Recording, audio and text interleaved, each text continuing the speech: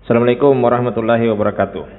Baik, adik-adik mahasiswa ilmu pemerintahan yang saya banggakan, kali ini saya akan menyampaikan ruang lingkup diskusi kelompok kita untuk pekan ke-12. Walaupun sekarang sudah memasuki pekan ke-14, tapi karena ada libur sehingga ada tema yang belum selesai, termasuk tema pekan ke-12 membangun masyarakat adab untuk mewujudkan ketahanan nasional. Nah, ini sebenarnya merupakan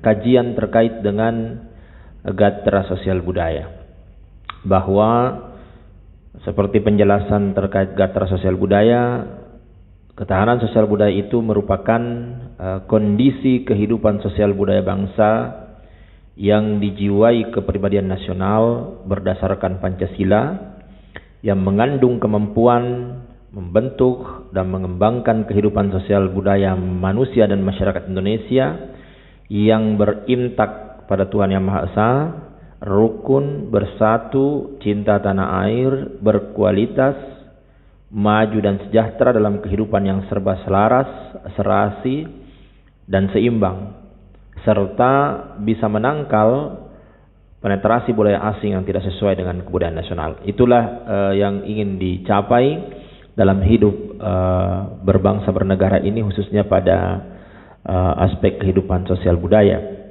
Nah, diharapkan nanti mahasiswa bisa melakukan analisis secara sederhana, melihat apa kekuatannya, apa kelemahannya, apa peluangnya, dan apa ancaman kaitannya dengan sosial budaya itu dengan melihat tema yang ada. Jadi membangun masyarakat adab. Nah, kalau kita lihat realita sosial budaya bangsa Indonesia, ya, bahwa kita ini sebagai sebuah negara kepulauan berciri Nusantara, kita adalah negara kesatuan yang bentuk pemerintahannya republik. Kita adalah negara yang bangsanya bhinneka, yang diharapkan bisa tunggal ika. Tapi realita yang kita lihat, ya, dulu di Aceh ada gerakan Aceh Merdeka, di Poso dulu ada gerakan Santoso, yang kemudian dikenal dengan gerakan terorisme, lalu kemudian di Papua sampai sekarang masih terus bergolak, ya. Nah, itu menunjukkan bahwa ada ada keadaan-keadaan yang menunjukkan gejala disintegrasi. Nah, selain itu ada konflik SARA, ada terorisme, ada radikalisme, ada penyalahgunaan narkoba yang banyak menyasar anak-anak muda, generasi penerus bangsa. Nah, ini juga menjadi persoalan besar bagi bangsa kita. Nah, ini secara internal. Nah, secara eksternal juga kita dihadapkan pada sebuah situasi global di mana tantangan besarnya adalah menjaga nilai-nilai sosial budaya bangsa itu agar tidak tergerus oleh nilai-nilai di masa globalisasi ini yang bersifat negatif, ya.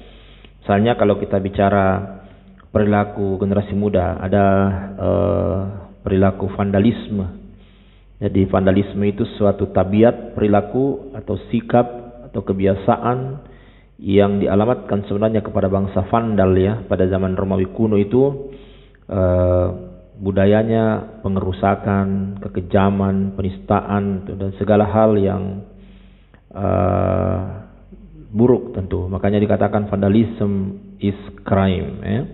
Nah, tindakan itu termasuk hal-hal yang menjadi fasilitas publik. Nah, ini kan sesuatu yang tentu buruk. Tapi ya ada yang mengatakan itu karena terbatasnya ruang-ruang ekspresi.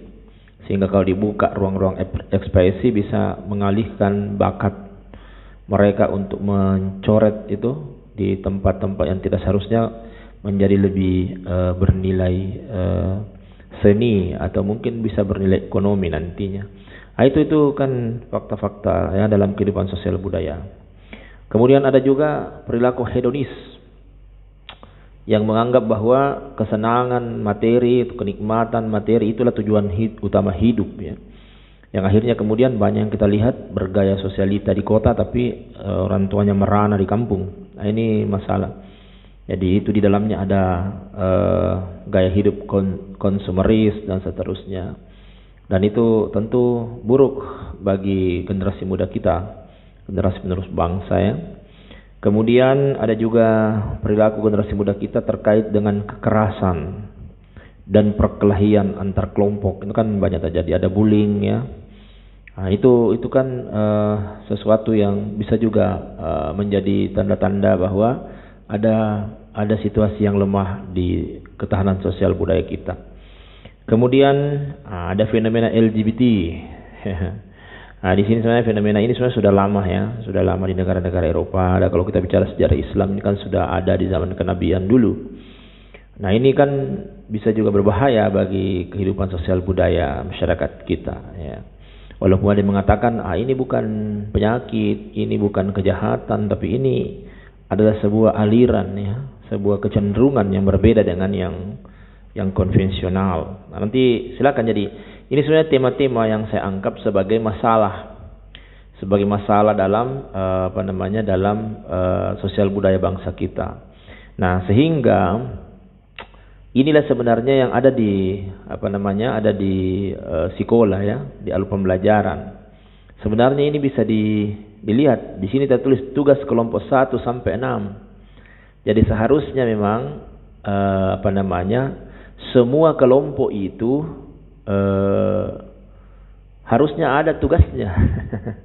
Semua kelompok itu ada makalahnya, ada PPT-nya, ada presentasinya harusnya. Tapi karena terlanjur pekan 9 itu cuma satu kelompok ya, kita ikut dengan sistem itu. Karena seharusnya ini kan tujuan pembelajaran, sasaran pembelajarannya ini kan harus diketahui oleh semua mahasiswa. Sehingga semua mahasiswa itu harus buat makalahnya dengan tema besarnya ini adalah membangun masyarakat adab untuk mewujudkan TANNAS. Tapi ada banyak masalah-masalah yang bisa menjadi bahasan dari kelompok-kelompok itu, tapi tidak ada masalah. Nah, namun ingat, di petunjuk yang saya sampaikan itu kan sudah jelas ya. Petunjuk yang saya sampaikan itu sudah jelas di video yang kemarin tadi ya, bahwa kelompok-kelompok yang tidak mempresentasi itu tetap ada tugasnya.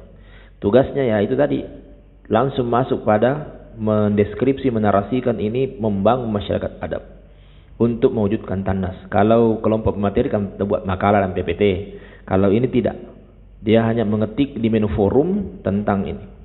Kemudian tentu muncul pertanyaan kelompok. Itu pertanyaan kelompoknya itu didiskusikan di menu forum internal grup. Nanti Anda lihat video itu secara tuntas supaya bisa tahu ya. Jadi ingat, ada makalah kelompok dan PPT serta video presentasi bagi kelompok pemateri.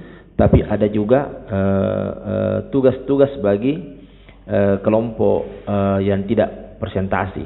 Ada tugasnya, intisari atau penjelasan terkait dengan membangun masyarakat adab untuk mewujudkan TANNAS. Oke, saya pikir itu adik-adik untuk materi ini. Nanti materi selanjutnya tetap saya akan sampaikan kira-kira ruang lingkupnya seperti apa. Terima kasih. Assalamualaikum warahmatullahi wabarakatuh.